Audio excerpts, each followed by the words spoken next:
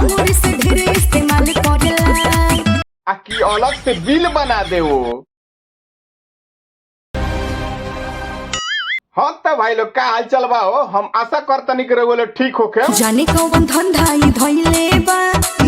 का बात बा भौजी, गाड़ के बिजनेस शुरू कर देले बा का? लागता कि पहिला बेरी कोइले बा। तो भौजी तारा 150 के एक्सपीरियंस होई नु तो उ नया नु लागी। रोज से जिया पसुतल हम काल कोइले बा।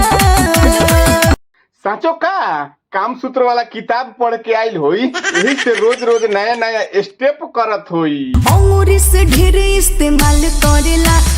अब ए में ओकर का गलती बा भौजी? गुफा बड़ हो गइल बा आ चूहा छोट पड़ता तो अंगूरिये नु इस्तेमाल करी।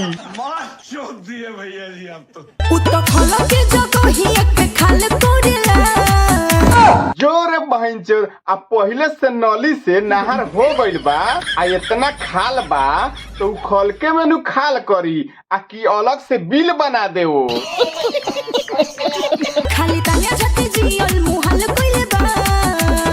तो बियाह तोहरा से कइले बा तो मुंह मारे कहीं और जाओ, तू ही खिलाड़ी बाड़ू भौजी। तो रउआ लोग के का लागत भाई लोग, घुसावे के बाद तो घुसा दी कमेंट।